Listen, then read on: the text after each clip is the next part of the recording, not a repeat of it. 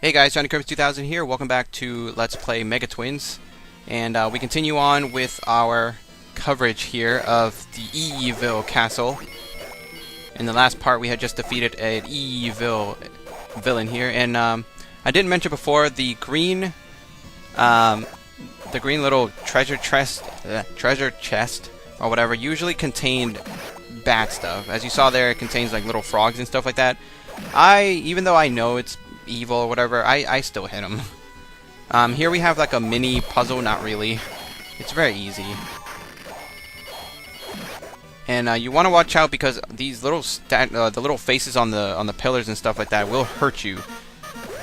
And here we're gonna get to one of the more unique villains, or not villains. What am I talking about? This isn't a superhero comic book. We're gonna get to one of the more unique enemies of this game, I guess, and it's a giant skull. He's not all that hard, honestly. He's really just, you know, a guy with a sword. But I believe, if I'm not mistaken, this is the only time you ever face him. So he's not like the crabs. He's not like the giant two-headed fire-breathing dragon turtle with wings. The crap am I talking about? You see when you? This game is so weird. But he's not like those guys in that he shows up in one level and then he comes back. 'Cause actually, this guy and the evil bean spewting sky god thing. God, you see how weird this game is? Like, I'm having a hard time even explaining the level bosses. Just like that guy was too. These guys don't show up anymore in the entire game. The bosses from the first 3 levels do eventually show up more than once. The bosses from these levels do not. And just FYI there, when he blows up, the bones can still hurt you, as evident right there. So here I suggest just killing these guys. You can, I think, still climb on them. And in fact, that's what you have to do for this part right here, little Mega Man X. But I just suggest killing them because, like I said before, this game, it's very freaking easy to die. It's not the hardest game. It's not the most. It's not the trickiest or anything like that. But because of that freaking life bar and how little, or how small rather, it is, you will die a bunch of times. And thank God for Capcom Capcom Classics Collection. I always get those two confused. For having infinite continues and lives. And this guy, this guy, he's probably my favorite and my least favorite boss of the entire game. He's my favorite because of just how goofy he is. He's essentially like a wannabe Batman Dracula guy, but he's wearing boxers. What the crap is going on here? Background looks very Darkstalker-ish, by the way, but he's not. Like, I hate this boss because of just how easy it is to get hit. Whenever you hit him, especially with one of your mega bombs, one of your magic bombs. Sorry, he goes all crazy like he did just there, and he walks around, and I have no idea how to not get hit when he does that. So, needless to say, you will be dying a lot. He actually kind of reminds me of Shade Man, now that I think about it, from Mega Man 7. Don't know why.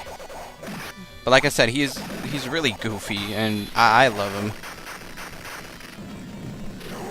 Goofy boxer-wearing vampire Batman wannabe for Super Smash Bros. 4. I want that. And as you saw there, I purposely missed that little item there. I can't remember what it does. I think it turns you into something, or it hurts you, or it takes off one of your lives. It does something really dickish. But essentially, you want to avoid it until it actually explodes, and you get one of the pieces of the map. And here we go into another vertical flying section. It's this part of the game where it really gets really freaking epic because essentially you're going up this huge castle and you're slashing the crap out of everything. And everything's just shooting at you. Everything's just coming at you from all sides. These little Furby-looking things, these bats, these flying, don't know what the crap they are, columns with spikes, these pink, red bean things. Yeah, this was like This is the part of the game where you're pretty much being told, like, Ish is about to go down. So I really appreciate it. There's actually a level coming up that I really like. I really like the premise of it, which I've never really seen done in any other place really. Any other 2D game, at least. Not that I remember. And of course, since we had the sun in the last level, in the first sky level, of course, we have the moon in this level. He's really creepy. There's a bit of a perspective fail going on here, because actually, he's like in between the clouds there, kind of telling us that there is actually a creature that in the shape of a moon that's just chilling out there in the sky. Like I said, this game is like gloriously creative. This is the stuff that I really miss in games nowadays. Just creative stuff like this. Granted, half of the reason why this is like all crazy and stuff is because Capcom is a Japanese company. But still, you know, they don't make games like this anymore. And now we get to a rather difficult part here, where essentially you're trying to go around in these like little wire things, which really look like those little... if you guys have played the game Mega Man X5 and X6, they look like those little things that you have to climb on. Especially that little booster thing that pops up on his arm. Really reminds me of Mega Man X. But again, we are fighting the level from the sky level from the first half of the game again. He's not nearly as hard. He's green this time, which kind of gives us an idea that he's not really the real god deity. In fact, now we have two. And I do apologize again if for like the horrible compression there and not showing the sprites. But holy crap! Big giant tank thing with the axe. Like I said, this game is so wonderfully creative. This boss in particular really reminds me of something out of Mega Man. I really get Mitool, like maybe like a combination between Mitool with a little hard hat there, some type of wily robot, and Gutsman for some reason. I don't know why. This boss in particular can be rather difficult, actually. I would actually consider him one of the hardest bosses in the game. Essentially what happens is that, as you can see there, there's two sections of it, or there are two parts rather. The first part is when he is attached to his tank half, I guess, and then he really just goes left and right. He moves really slow, but once you detach him from the tank half of his body, he'll just jump around and stuff like that, and he's actually really hard to avoid. But we beat him. We got the last map part, and we are going to go to the final part of this game. Or is it? Not giving anything away. So yes, we are going to R4 Battle Stage 5, and this time we're going up, but not flying. I don't know why. Actually, I really don't know why. I mean, considering that we've been underwater, in the sky, flying, what's the deal here of suddenly we just decide to climb up the castle all of a sudden, even though we've been shown that we were able to fly. Now this is the part where the green treasure chests actually get rather problematic because they're bunched together with the regular treasure chest. So in this case, I don't do as I say, not as I do. I suggest that you just try to avoid, unless you absolutely need like something like health, which in this case, if you're playing the Capcom Classics Collection Volume 2 version of the game, you have infinite continues anyway, so it's really not a big deal if you get a game over. But if you need health, then by all means try to get the treasure chest, but otherwise just avoid them altogether, because you could end up getting the green treasure chests, which are really not all that worth it, really. And here we go. This is Dire Clown, although I've heard him being called Repo Man. So again, I don't know what the deal is. I've watched you fight. We'll call this your reward, haha. And essentially he just pulls out a big, holy crap! A big guy with the bazooka riding on the back of a turtle shell that spins around. And I give up. This game is just too weird. I love it, but good God, how do you explain this boss? It's a bazooka guy riding on the back of a turtle shell, spinning around endlessly. And yeah, I don't know what to say. Now that I look at him, he kind of looks like a Koopa Troopa, but I don't know what to tell you. So now we're fighting Dire Clown, or Repo Man, or whatever you want to call him. Like I said, I've heard him being called several different things. And yeah, this is the final boss of this level. Now he does that little ring thing. You can slash at the rings, and I suggest you do that before he hits you. And he will be teleporting all over the place, doing special moves and stuff like that. He's actually not that hard. Sometimes he is difficult to hit just because of the position that he's in. In fact, so there are certain moments where he actually appears in certain areas where you can't get him, which I find rather annoying. Like right there, like I can't, like it's very hard to get him.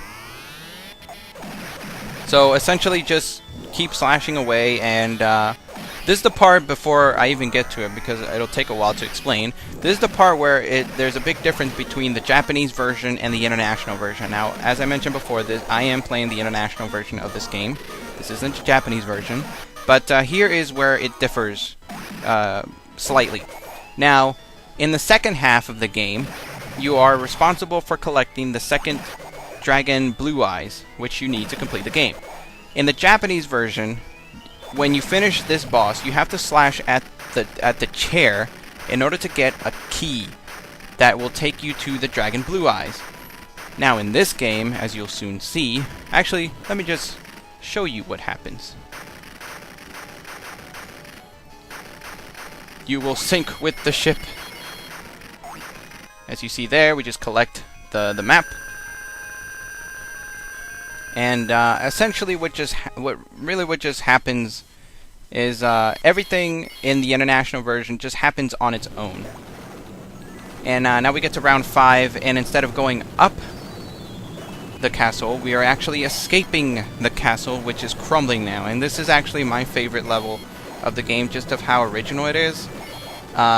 Just how much fun it is. I mean, it's not terribly fun, but just the premise of it, the premise that you're just going off of a destroying, collapsing castle.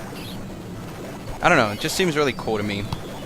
But anyway, before I get to explaining what the deal is with the second dragon Blue Eyes, there is also a second part of a big difference between the Japanese and the international version. In the second half of the game, you are in the Japanese version, you are able to collect these, or save rather, these stranded women that are tied up and who need you to rescue them. And what the crap is this? The goat man and the princess lady with the green hair all of a sudden just showed up in a blimp in the shape of the goat man, and the ship is doggy paddling. Like I said, oh, this game is wonderfully creative. I can't even explain this. But as I was saying, in the second half of the Japanese game, you are able to collect these women that are scantily clad, scantily clad in the sense that they're in bikinis, and every time you collect them, you're rewarded points. It really serves no purposes other than just being eye candy and giving you points for a bigger high score. But that option was completely taken out of the international version, which is the version that I'm playing, so that's why you don't see them. And we're dropping from the blimp. And what? Surprised to see me, JC. I'm immortal.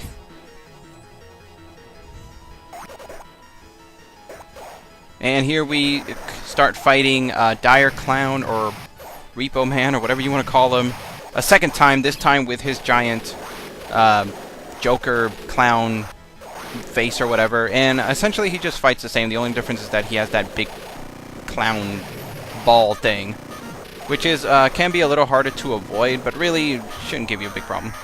Just keep slashing at him, keep using those magic bombs, and he's really not that hard. I would actually consider his first form a little harder, just because in this form he actually doesn't teleport anywhere, so you can just keep wailing on him until he's done. And we finally finish him off. He turns to stone and he just vanishes. And there's the second Dragon Blue Eyes. Now, here's where it's different. As I mentioned before, in the Japanese version, instead of collecting it here, like we just did here, I mean, I didn't do anything, all I did was beat the last boss and I got it.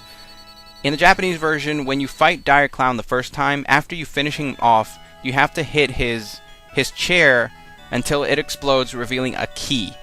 If you don't get that key, you miss getting the second Dragon Blue Eyes, and essentially you get the bad ending of the game. Now what we're looking at now is the good ending, because we unleash the Dragon Blue Eyes, and we pretty much save Alurea. Thank you, JC. JC's my name, Johnny Crimson. Hi. Our kingdom will be a paradise again. As long as this kingdom... God, I'm having a hard time reading that. Exist. The story of your courageous fight shall be handed down from generation. And, you guys can read that.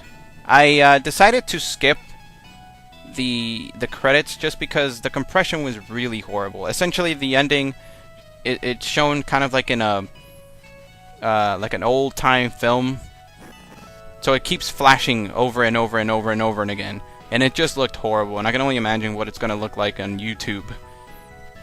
So for those of you with epileptic seizures, you're welcome.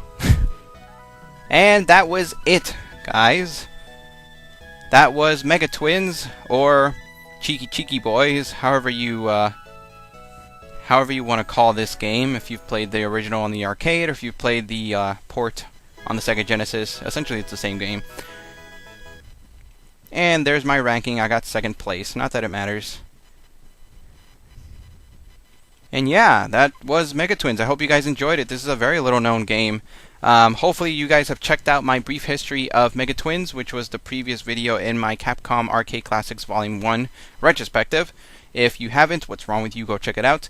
And stay tuned after this video to find out what I'll be covering next. I think you guys will be looking forward to it. Anyways, see ya.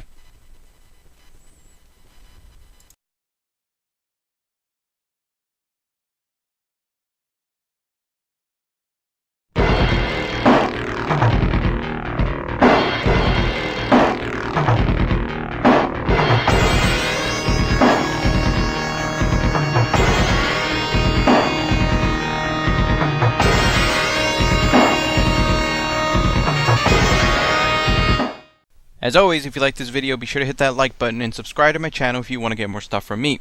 In the meantime, if you like my videos, be sure to find me on Twitter, Tumblr, Raptr, and Screwattack.com to see the other gaming-related content that I upload. Info is in the description. Who knows? Maybe you'll like my stuff. Maybe. Maybe.